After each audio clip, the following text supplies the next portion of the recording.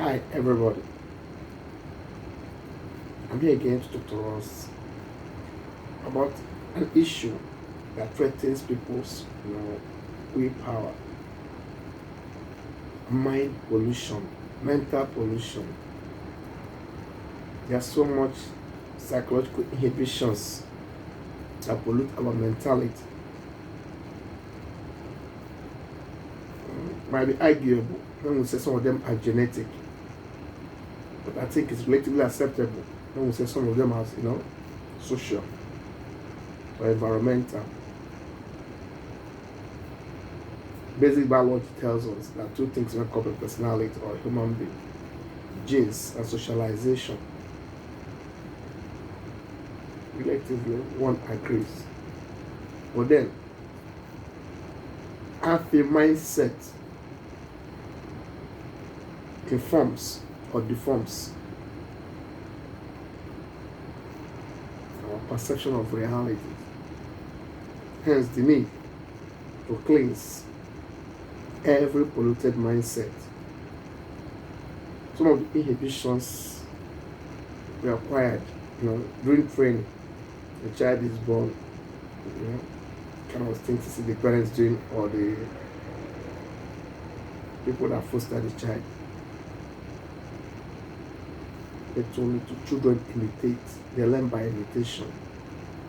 Not just what you say to them, but how you relate with them. Very, very important. So it's very, very important as we train our teachers well, so that they learn how to teach. Because when you train them well, then they can have maybe blessed or purified or sanctified knowledge to impact onto others. I feel discrimination is one of the strongest tools of mass deception and mass destruction. Discrimination, I call it racism, I call it favoritism. The idea that some people are more superior than others in dignity is terrifying. It has destroyed cities, it has destroyed nations, it has destroyed a lot. So for us to really have this spiritual or mental sanitization or purification, we need to do everything to avoid discrimination, especially racial discrimination. Yes, we have different levels in society, I agree. But then, let social status not tamper with our dignity. Let it not tamper with human dignity. Because every humanity is equal in dignity. Every man, every woman. We are equal. We are born equal. We live equal. And we die equal. Every other thing that happens just gallops in between life. So it's very, very important we understand these factors. And then learn to understand how fleeting life is, how temporary our existence in this world is. Then try to make the best out of what we are given. The hand we've been dealt with, or the card we've been dealt with. We have to try to make the best out of it. Again, for you to really get this psychological purification, it's very, very important for us to understand that none of us is perfect. We are all aspirants to perfection. We are born empty and mentally and asked to be fulfilled. We are born sick and asked to be well. No matter how rich and famous you are, there must be some inhibitions that threatens your willpower. Because I see some of the rich and famous people, still see them taking drugs, are getting medicated because they're looking for salvation, they're looking for protection. They are looking for peace, they are looking for serenity. There's an emptiness in them which only a higher force can fill or fulfill. Hence they go to medication, they go to drugs, they go to alcohol. Some go to various addictions: gambling, womanizing, alcoholism, drug dealing, different things, serious and severe medication that actually affect their health. So for one to have this mental purification, we have to be free from addictions We have to free our body, soul, and spirit from addictions. Addiction is a slave master. Because whatever you pay obeisance to, whatever you submit your life to, that becomes your master. So it's good for us to submit our minds to knowledge, information, education, reformation, purification, spirituality. Those that enhance the glory of our mentality. Very, very vital. Let's go into poetry, literature. Some people actually take recreation through agriculture. Plant a flower, plant a seed, watch it germinate, nurse it and water it and all those things. There's fulfillment around us, but most of us actually ignore all these fundamental factors of human happiness. For us again to get this purification, I think it's very, very important that the mind of man be enlightened. Education is a purifier. Information assists. Information reforms. But then where do we basically get all this information? Through research. Might not necessarily be peer reviewed, but personal research every day. Is it domestic, psychological, economical, and all those things? Moral, intellectual. Just have an inquisitive mind. Have an inquisitive mind. Try to discover something about everything. Yeah, you're born and given that gift. Gift of imagination. Imagine yourself being rich, being famous. Imagine greater worlds. Imagine yourself living that your dream. Work hard towards fulfilling. Before you know what is happening, you're out there. You can really make it. So what am I trying to say? I'm saying that imagination is part of one of the tools of mental purification. Be very, very creative. Helps you be astute, Try to imagine things. I'm just watching that light now. Ask yourself, how can I make this light better? Look at your environment. Just ask, what can I add? Not just what can I take? Ask, what can I add to this environment to make it better? What can I add to the world to make it a better place? It's very, very important. The more we do all these things, the more we purify our minds, we remove the filthiness in our hearts. Innovation is very, very important. It's good to be inventive. It's good to be creative. Yeah. It's good to be innovative. Very, very vital for mental purification. Again, for us to get this mental purification, we need to learn how to go inside us. Always travel inside you to discover the real you in you. The you that makes up you. Your inner core, your essence. Yeah. Because many people actually pass through this long pathway that is life without really understanding who they are, why they are, how they are, when they are, and the purpose of their being, of their being created, the purpose of being given a chance to experience reality. It's very, very important that you man, you woman, understand the reason, the purpose, why you're created, why you're called into existence. The higher you understand your purpose, the greater achievements you make in life, and the more meaning life make to you. So it's very, very important. Again, for you to get this mental purification, you need to be free, from your disappointments. Most of us are slaves to our disappointments, slaves to the frustrations, slaves to the inhibitions we are born into. Some of us are still, elongated victims of domestic abuse, relationship abuse. Some of us were abused as toddlers, sexually. We are sexually abused, morally, mentally, psychologically abused. So we are religiously abused. So our innocence is violated. Our innocence is, tampered with. So we have to do everything to overcome this, embryonic disappointments or embryonic ravages of our innocence and morality, so that we can move forward in life. Because I see memories sometimes like big luggage, big baggage we carry along. It's so heavy for us. Sometimes let go that you may move forward. Again, for you to have really this mental purification, it's very, very important that you learn to forgive. Forgiveness liberates. When you forgive your offenders, you set them free, and you set yourself free as well. Forgiveness is a two-way process. When you fail to forgive, if you live in vengeance, like you're holding somebody down, and you will not move forward as well. But when you forgive, you let go, you set your captive, your offenders free, the captives free, then you can as well move. You know, one thing I noticed about life, that the warders are prisoners in disguise, but they don't understand as well that they are prisoners. You that is keeping others in prison, you're a prisoner as well.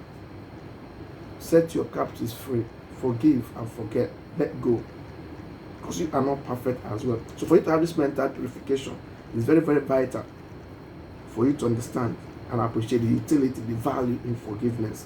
Let go. It will help you. It will reduce your blood pressure. It will help you, and it will help the people that offended you as well. And remember, one word, whether you offend people directly or by proxy, sometimes unknowingly.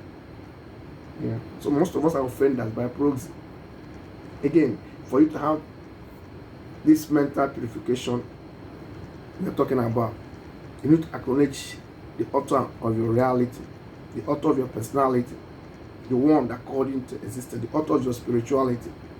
Because life is not about this physicality. We are not just the byproduct of our parents. Some forces permitted us to be. And remember, whatever you do in life, realize that you're a byproduct of other people's choice. You didn't ask to be created. You didn't ask to be conceived. You didn't ask to be given the names you're given. Even your names are other people's choice. Your nationality, your sexuality, as a result of other people's decision. Your mom and your dad, they met. Y chromosome, X chromosome, we know the rest. Basic biology and all those things. You conceive. Sperm travels with the egg. You meet. Then your conception starts and all those things after gestation. But what am I trying to say? Realize that you're the byproduct of other people's decision. It didn't just happen. Yes. One of the final points that attain mental purification or mental sanitation or mental hygiene is gratitude. Be grateful for your reality. Be grateful for who you are. I keep on emphasizing about this. Gratitude is the bedrock of maturity. For you to really attain this spiritual sanity you're talking about, spiritual cleansing or cleanliness, it's very, very important that you learn to be grateful for your environment. Thank God for where you are. Believe in God for where you want to be. Work hard, you'll get there. Very, very important. Work as you pray and pray as you walk. Because prayer is work, but work is prayer as well. Don't live to other. Let there be balance. Learn to maintain balance in life. Understand your weaknesses, your strengths, and your inhibitions. But above all, do everything in your power to legitimize your talents. Do everything in your power to celebrate your tolerance. Not just to tolerate, because people tolerate your celebrity status. Let me just tell you, you're not a mediocre. Even if you're not famous to the rest of the world, you're famous in your family. You're famous to yourself. You're your greatest fan. But sometimes your loyalty to yourself is in doubt. And when you negate your loyalty, then you miss your royalty. Because from effective loyalty comes, beneficial royalty. Stop betraying yourself. Learn to be grateful. Learn to be appreciative for the people God brought your way. Learn to appreciate the strangers, even your disappointments. Learn to appreciate. Very, very important. Learn to appreciate. Because you live in the world of duality, the world of negative and positive, male and female, day and night, up and down. You live in the world of uncertainty, the world ruled by unpredictability. Here today, gone tomorrow. So, learn to make the best use of your time. Above all, always save the best for the last. Live wonderfully, live cheerfully, as if this is your last moment. Yes. Try to add value to existence. Try to put a smile on the faces of the people, nature, or destiny, or irony breaks your way. Very, very important. And above all, learn to give out your all and be ready to die empty. Learn to give out your all and be ready to die empty. Because naked were you when you enter this world. Naked shall you be when you're going. Yes. Very, very important. And you appreciate the value of time, the value of purpose, the value of the inclusion, into the hall of reality. Appreciate it, because you could as well have been aborted. Your father could as well have used condom during that copulation. You could as well have been flushed down the toilet. Your mother could as well have taken some tablets. Abortion could have taken place. So be grateful that they gave you a chance to experience reality. But the byproduct of higher love, believe me, even if not, no, you are the byproduct of higher love. Life is larger than logic. We don't know it all. We're only talking the little. We think we appreciate. We are just saying the little we think we know. Whatever is happening in the spiritual controls whatever is happening in the physical. That's why it's very, very good for you to always be spiritually minded. It's very, very important for us to give the glory to Almighty God, the author of spirituality, the greatest of the greatest of the greatest, the holiest of the holiest of the holiest. Above all, learn to reform your mind.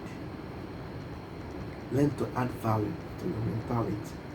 Learn to add value to existence. Appreciate your education. Appreciate your population. Yes. Appreciate even the ironies in your life. Very, very important. But then, before we go, I want to understand that you're a fundamental creature. Yes. You're created to attain and retain glory. You're created for fulfillment. You're created for utility. Above all, you are not useless. You are useful both to your time and the future. You're useful to your past. Yeah. Because other people deem you valuable that will allow you to be other forces or your creator. You're useful to your present. Because that's the only one you're kind of in charge now. And remember, you can as well be useful to your future based on what you make out of your present. So relatively, the ball is in your court. As long as you have your sanity, responsibility expected of you. Because maturity goes with responsibility. Responsibility goes with authority. And authority goes with accountability. Yes. If you're claiming to be matured, relatively, responsibility is conferred on you. And once you're given responsibility, you're given authority to express it, exercise it. And once you're given this authority, at the end of the accountability is expected of you. So you cannot pass the ball. You cannot pass the ball of responsibility. You must give account of your stewardship as a man, as a woman, as a boy, as a girl, as the betrayed, as the abandoned, as the rejected, as the rich, the famous, the poor, the downtrodden, illiterate, educated, sick, healthy, wealthy, whoever you are, man, woman, black, white, Asian, Australia, Africa, America, European, whoever you are, believer, unbeliever, you must give account of your stewardship as long as you are endowed with this intellect.